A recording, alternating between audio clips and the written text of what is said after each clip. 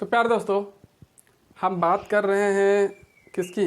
गुप्त काल के बाद का जो वंश आए, जो समय आया, गुप्तोत्तर काल के बारे में हम पढ़ रहे हैं, पोस्ट गुप्ता पीरियड के बारे में। और हमने कुछ जो है मूलभूत जो वंश हमें पढ़ने होते हैं, उनके शासक का नाम हमें जानना होता है, उनके द्वारा जो कुछ उपलब्धि है, तो वो एक छोटे से वीडियो में हमने देखा था, जाना था। और एग्ज़ाम पॉइंट ऑफ व्यू से भी देखें तो वही चीज़ें जो है हमें पढ़ने की ज़रूरत पड़ती है जो एग्ज़ाम में क्वेश्चन में पूछी जाती है। मैं बहुत सारे बुक्स में जो है प्रैक्टिस सेट में प्रीवियस ईयर के क्वेश्चन में देखा, तो इनसे जो भी टॉपिक से जो है क्वेश्चन पूछे जाते हैं उसके बारे में हम पढ़ेंगे, देखेंगे। तो इस तरह से जो गुप्ता पीरियड था, गुप्ता पीरियड के बाद जो एक महत्वपूर्ण और प्रसिद्ध वंश जो है शासक करती थी थानेश्वर में, जिसका नाम था पुष्यभूति वंश या फिर वर्धन वंश। तो उसके बारे में आज हम पढ़ेंगे और उसके फेमस जो एक शासक हुआ करते थे हर्षवर्धन, उसके बारे में देखेंगे। तो अगर हर्षवर्धन की बात करें तो ये जो है इनका शासन काल 606 ईस्वी से 647 ईस्वी तक का रहा, है ना। और ये जो हर्षवर्धन है प्यारे दोस्तों, वो भारत का जो है अंतिम हिंदू शासक माना जाता है। He is considered as the last Hindu ruler of India. And अगर शासक की बात करें तो कौन से वंश के ये शासक थे? पुष्यभूति वंश या फिर वर्धन वंश कहें तो इसके शासक माने जाते हैं। और पुष्यभूति वंश की बात करें तो इसकी जो है कैपिटल राजधानी क्या हुआ करती थी? हुआ करती थी थानेश्वर। लेकिन जैसे ही ये हर्षवर्धन शासक बना तो इसने जो है कन्नौज को जो है अपनी दूसरी राजधानी बनाया। ओके। और अगर हर्षवर्धन की बात करें तो इसका जन्म कब हुआ था? 590 ईस्वी में हुआ। पिता का नाम था प्रभाकर वर्धन, माता का नाम था यशोमती। बड़े भाई का क्या नाम था? राज्यवर्धन। और बहन का नाम क्या था? राज्यश्री। ओके। अगर इसी तरह से बात करें कि ये कब शासक बने, तो जैसे ही शुरुआत में हमने देखा कि 606 ईस्वी, है ना। तो 606 ईस्वी में ही जो है मात्र 16 वर्ष की उम्र में जो है हर्षवर्धन को शासक बनाया गया, है ना। हर्षवर्धन क्या बना? शासक बना, है ना। और 606 ईस्वी में ही जो है इसका क्या हुआ? हर्ष संवत की जो है शुरुआत इसने की। किसकी शुरुआत की? हर्ष संवत। हमने देखा था लास्ट कई वीडियो में भी कि बहुत सारे शासक जैसे ही किसी पर विजय प्राप्त कर लेते थे या फिर अपना राज्यभार संभालते थे तो उनके द्वारा जो है एक कैलेंडर शुरू किया जाता था, संवत जिसको बोलते हैं। तो पहले हमने देखा था कि विक्रम संवत, फिर शक संवत, फिर गुप्त संवत के बारे में हमें जानकारी मिलती है। और उसी तरह से अब ये है हर्ष संवत, जो हर्षवर्धन के शासक बनते ही शुरू किया गया था, है ना। और अगर बात करें 605 ईस्वी की, तो 605 ईस्वी में जो है ये जो थानेश्वर का राजा बना था पहले कौन? इसका बड़ा भाई राज्यवर्धन। कौन? राज्यवर्धन को जो है हर्षवर्धन से पहले थानेश्वर का या फिर पुष्यभूति वंश का क्या बनाया गया था? शासक बनाया गया था। लेकिन एक साल बाद ही जो है इसकी हत्या कर दी गई थी। किसके द्वारा? बंगाल का शशांक नामक शासक के द्वारा। 606 ईस्वी में। कब? 606 ईस्वी में जो है शशांक के द्वारा राज्यवर्धन की जो है क्या कर दी गई? हत्या कर दी गई। उसके बाद 606 ईस्वी में जो है हर्षवर्धन को बनाया गया कहाँ का शासक? वर्धन वंश का या फिर कह सकते हैं पुष्यभूति वंश का, है ना। तो इसकी हत्या के पीछे क्या कारण था ये भी देख लेते हैं, है ना। और क्यों एक साल के बाद जो है इसकी हत्या हो गई। तो कन्नौज की बात करें तो कन्नौज में जो है मौखरी वंश का शासन चलता था। किसका? मौखरी वंश का शासन चल रहा था, जिसका शासक का नाम था गृहवर्मन। क्या? गृहवर्मन। तो गृहवर्मन की पत्नी हुआ करती थी यही हर्षवर्धन की बहन राज्यश्री। कौन? Rajyashri was the sister of Harshvardhan and brother in law हुआ करता था किसका? गृहवर्मन का। गृहवर्मन क्या हुआ करता था? इसका जीजाजी। किसका? हर्षवर्धन का, है ना। तो जब ये राजश्री की शादी हो गई गृहवर्मन से, तो जो बंगाल का शशांक था ना, वो जो है शादी करना चाहता था किससे? इस राजश्री से। राजश्री से जो है शादी करना चाहता था कौन? शशांक, बंगाल का। लेकिन ऐसा नहीं हुआ। और इसी का बदला लेने के लिए जो है इसने क्या कर दिया, अपने दोस्त, अपने मित्र, अपने सखा, कौन था, देवगुप्त, जो मालवा का शासक हुआ करता था, इसके साथ जो है प्लानिंग करके मिल करके जो है इन दोनों ने, बंगाल से शशांक और मालवा से देवगुप्त ने, दोनों दोस्त हुआ करते थे, है ना। तो दोनों ने मिलकर क्या कर दिया, कन्नौज पर आक्रमण कर दिया। और कन्नौज में आक्रमण करने के बाद जो है इन्होंने क्या किया, इनकी जो बहन थी हर्षवर्धन की, है ना, उसको अपहरण कर लिया, अगवा कर लिया, अगवा करके ले गया कहाँ, बंगाल ले गया शशांकवा। तब जो है ये राजवर्धन साहब जो थे क्या हुए, गुस्साए, बौखलाए, बोले तुम लोगों की इतनी औकात, इतनी हिम्मत कि मेरी बहन को तुम लोग अगवा करके ले गए। तब राजवर्धन ने क्या किया, इस मालवा का जो शासक था देवगुप्त, इस पर अटैक कर दिया, आक्रमण कर दिया, है ना, हमला कर दिया। और उस आक्रमण में जो है देवगुप्त की हत्या भी कर दी।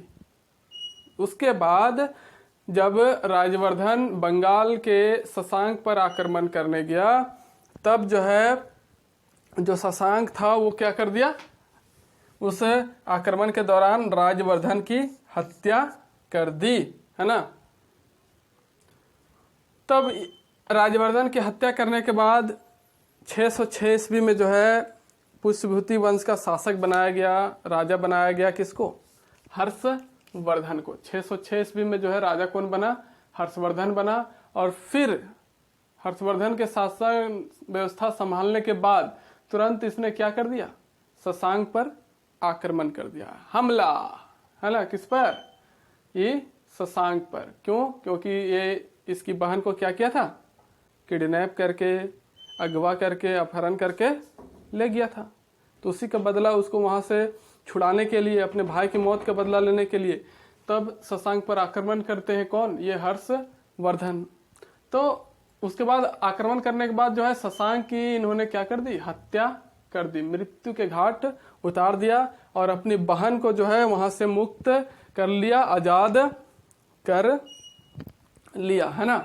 और उसके बाद जो है अपने बहन को ही जो है उज्जैन का शासक घोषित किया, मतलब कि वहां का राज व्यवस्था संभालने की जिम्मा सौंपी, शासक के रूप में नियुक्त किया। और फिर ये तो खुद थानेश्वर में बैठे थे और वहां से अपना जो है पुष्यभूति वंश के लिए जो भी उनका साम्राज्य था, अपना शासन व्यवस्था चला रहे थे।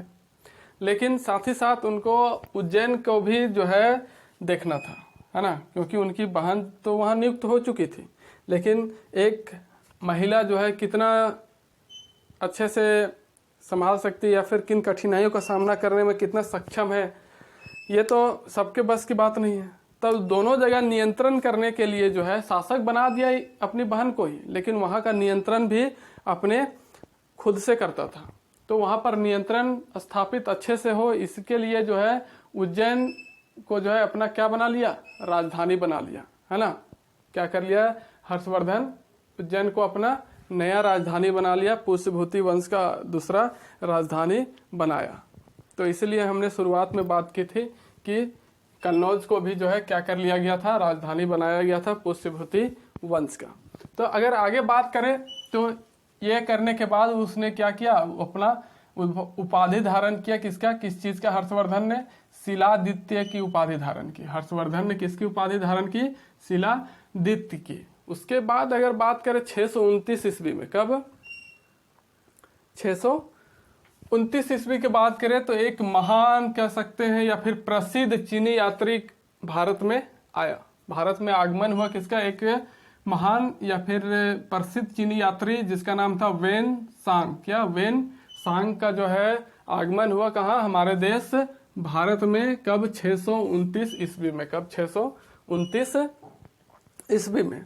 और ये जो है 629 ईस्वी में आया और 645 ईस्वी तक जो है भारत में रहा। कितने वर्षों तक, 16 वर्षों तक, 16 साल तक जो है ये वेनसांग भारत में रहा। और 16 साल तक ये क्या किया, इसका जो यात्रा वृत्तांत था, अपना यहाँ जो भी यात्रा किया, कहाँ कहाँ गया, क्या नहीं किया, उन सब के बारे में एक बुक लिखा, है ना, उसको बोलते हैं यात्रा वृत्तांत। अपनी यात्रा की जानकारी दी। तो उसमें जो है वो जो बुक का निर्माण किया था, बुक की रचना की थी, उस बुक का नाम क्या था? सीयूकी। क्या? सीयूकी। तो सीयूकी का अर्थ क्या होता है? जीवन, द लाइफ, है ना। क्या होता है उसका अर्थ? जीवन, द लाइफ। और इसी यात्रा वृतांत में जो है किसने? वेन सांग ने भारत के जो कृषक हुआ करते थे, है ना, उनको शूद्र कहा था। और जो हर्षवर्धन था उसको क्या बताया था? साहित्यकार शासक बताया था, है ना। क्या शासक बताया था? साहित्यकार शासक, मतलब कि साहित्यों की रचना भी करता था। ये कौन? हर्षवर्धन, है ना। तो इसलिए इसको साहित्यकार शासक भी कहा है। इस बुक में जिक्र किया है सीयू की बुक में कौन? Hiuen Tsang. ओके। और वेन सांग के अनुसार जो है अगर बात करें तो जो बौद्ध धर्म हुआ करता था उसके समय में, या फिर हर्षवर्धन के टाइम काल में, वो क्या हुआ करता था? 18 समुदायों में विभक्त था। कितने समुदायों में? 18 कम्युनिटीज में डिवाइड हुआ करता था बौद्ध धर्म, है ना। ये बात बताई किसने? इस वेन सांग ने बताया अपने बुक, अपना यात्रा वृतांत सीयू की में। अगर बात करें तो इसके अनुसार और क्या बताया गया कि इसने जो है अपनी बौद्ध धर्म की जो है शिक्षा कहाँ से ली थी? नालंदा विश्वविद्यालय से। कहाँ से? नालंदा विश्वविद्यालय से ये जो है बौद्ध धर्म का शिक्षा ग्रहण किया। कौन? Hiuen Tsang. और फिर इसने बताया कि जो विश्वविद्यालय में खाना आता था, है ना, तो विश्वविद्यालय में जो है 100 गांवों से खाना आता था। कितने गांवों से? विश्वविद्यालय में जो भी लोग रहते थे, टीचर रहते थे, उनके लिए जो खाना आता था कितने गांवों से आता था? लगभग 100 गांव से जो है खाना आया करता था। सोचिए कितना बड़ा विश्वविद्यालय होगा उस जमाने में, कितना लोग वहां आते होंगे, शिक्षा ग्रहण करते होंगे। और सबके लिए खाना की व्यवस्था कहाँ से होती थी? लगभग 100 गांव के लोग जो है खाना वहां पहुंचाते थे। उसी तरह से अगर बात करें कि जो हर्षवर्धन था, है ना, हर्षवर्धन ने भी जो है अपनी रचना के जरिए कुछ प्रसिद्ध पुस्तकों की रचना की, है ना। तो उसमें से कौन कौन है? एक नागानंद, दूसरा है एक रत्नावली और एक है प्रियदर्शिका। तो ये 3 प्रसिद्ध पुस्तकें जो है किसके द्वारा रचित हैं? हर्षवर्धन के द्वारा। इसीलिए वेन सांग ने इसे क्या कहा था? साहित्यकार शासक। ओके। और हर्षवर्धन के दरबार में भी जो है एक प्रसिद्ध कवि रहा करता था, दरबारी कवि उसको भी कह सकते हैं कि हर्षवर्धन का दरबारी कवि हुआ करता था। उसका नाम क्या था? वान भट्ट। क्या? वान भट्ट। और इसी वान भट्ट ने जो है क्या की रचना की थी? कौन सी बुक लिखा था? एक तो हर्षचरित, क्या? एक हर्षचरित और दूसरा कादम्बरी, है ना, जो दोनों क्या है? बहुत ही प्रसिद्ध है, एक हर्षचरित और एक कादम्बरी। तो इस तरह से इसकी साहित्यिक रचनाएं हुई, साहित्यिक विकास हुआ किसके समय में? हर्षवर्धन के समय में। अगर बात करें कि हर्षवर्धन की, तो हर्षवर्धन को जो है पराजित करने वाला, हर्षवर्धन को पराजित करने वाला एकमात्र जो है शासक हुआ, वो कौन था? एकमात्र शासक था पुलकेशिन II। कौन? पुलकेशिन द्वितीय, है ना। पुलकेशिन द्वितीय जो है वो साउथ भारत का, दक्षिण भारत के बादामी का जो है चालुक्य वंश का शासक हुआ करता था, है ना। बादामी का चालुक्य वंश का शासक हुआ करता था, वो भी कहाँ का? दक्षिण भारत का, साउथ इंडिया का। तो इस पुलकेशिन द्वितीय के द्वारा ही जो है क्या किया गया था? पराजित किया गया था हर्षवर्धन को, एकमात्र शासक। और कोई दूसरा जो है हर्षवर्धन को पराजित नहीं कर पाया था। वो भी कहाँ पर? नर्मदा नदी के तट पर। कहाँ? नर्मदा नदी के तट पर। अगर बात करें तो हर्षवर्धन जो था ये किसका उपासक था? किसी पूजा अर्चना करने वाला, या फिर किसमें विश्वास रखता था? सूर्य में, शिव और फिर बुद्ध, है ना। सूर्य देवता, शिव भगवान और बुद्ध पर जो है ये विश्वास रखते थे। इनका क्या था? एक बहुत बड़ा उपासक थे, अनुयायी भी कह सकते हैं। और इस तरह से फिर इनके जीवन का भी अंत हुआ। इनकी मृत्यु भी कब? डाइड इन 1647 AD, है ना। तो 647 ईस्वी में जो है इनकी मृत्यु हो गई। किनकी? हर्षवर्धन की। और एक जो है अच्छा खासा जो शासन चल रहा था उस तरह से अंत भी हो जाएगा धीरे धीरे। हर एक प्रसिद्ध फेमस राजा के बाद उस वंश का जो है क्या हो जाता है? अंत होता ही है। तो ये थी हिस्ट्री, कहानी किसकी? हर्षवर्धन की। वो सारे प्रमुख बातें के बारे में जो है हमने जिक्र किया जो हमें एग्जाम पॉइंट ऑफ व्यू से पढ़ना बहुत ही ज़्यादा ज़रूरी और इम्पोर्टेंट होता है। तो प्यार दोस्तों, अगर चैनल में नए हैं तो ज़रूर से सब्सक्राइब के बटन को प्रेस कर सब्सक्राइब कर लीजिए और साथ ही साथ बेल आइकन को भी एक्टिव कर लीजिए। और चैनल में आए हैं और अच्छा लगा है तो ज़रूर से लाइक भी कर दीजिए और जितना हो सके उतना शेयर अगर आपकी इच्छा है तो ज़रूर कीजिए प्यार दोस्तों। तो प्यार दोस्तों, मिलते हैं नेक्स्ट वीडियो के साथ। तब तक के लिए नमस्कार। जय हिंद, जय भारत, जय झारखंड।